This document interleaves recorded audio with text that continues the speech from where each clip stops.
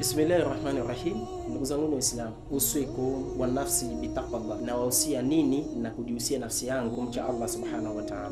Taqwallah, ucha Mungu ndio kitu kinachozingatiwa katika maisha ya mwanadamu, na ndio Mwenyezi Mungu anaikubali ibada zetu kutokana na ucha Mungu. Taqwallah, ucha Mungu laisa bisiyami nar wala biqiyami layl. Tusifahamu ya kwamba ucha Mungu ni kufunga mchana na visimamo vya usiku, kwa maana mtu mwenye kufanya ibada nyingi ndio mcha Mungu.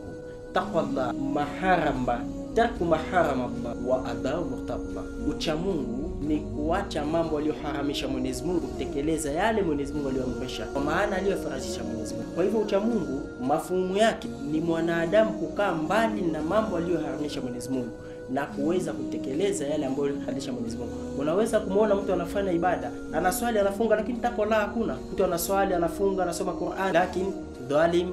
Mtu anaswali lakini mlevi, mtu anaswali lakini maasi yoyote anayafanya yeye. Takwa Allah iko wapi? Man salla wa man samma wa man qara'a al-Qur'an wa man taqallama bil hadithi aw al aya faqul lahu, anayeswali, anayefunga, anayesoma Qur'ani, anayesoma hadithi, ibada yote mtu anayofanya, ambie ya kwamba anachokikubali Mwenyezi Mungu ni kutokamana na ucha Mungu. Ucha Mungu faida yake na matunda yake, wa mwanadamu atakayeshikamana na ucha Mungu katika moyo wake, ina sahabu litasir la asli. Faida zake ni kwamba Mwenyezi Mungu atafanya mambo mepesi, mambo yake ambayo yatakuwa mazito Mwenyezi Mungu anafanya mepesi. Na Mwenyezi Mungu zungumza katika Qur'ani, amesema Allah subhanahu wa ta'ala, qala Allah ta'ala wa man yattaqilla yaj'al lahu min amrihi yusra.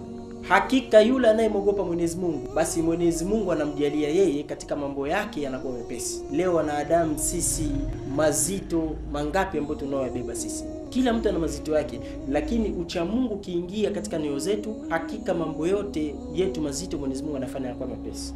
Alayka bitaqwallah in kuntum ghafiran. Mwenyezi Mungu subhanahu wa ta'ala anasema, muogope Allah subhanahu wa ta'ala, ilazimishe kuwa na ucha Mungu katika moyo wake. Hakika zitakujia wewe riski ambayo hujijui, na Mwenyezi Mungu atazileta hizo riski, zitakuja katika njia ambayo ulikuwa hutegemei, sio katika hali ya hadi, sio katika hali ya ndoto, wala sio katika hali ya kuomba. Zitakuja tu riski ambazo zinakuja katika mfumo ambao wala hukutegemea. Hiyo ndio ucha Mungu, na ndio kumtegemea Allah. Tuna maana ya kuzungumza ya kuwa ucha Mungu sio kufanya ibada sana, sio kuswali sana, sio kufunga sana, sio kwenda hija sana. Ucha Mungu ni kufuata yale aliyoamrisha Mwenyezi Mungu na kukaa mbali na yale Mwenyezi Mungu aliyoyaharamisha. Mwenyezi Mungu subhanahu wa ta'ala atupe ucha Mungu ili tuweze kufaulu kwa duniani na kesho akhera. Assalamu alaykum.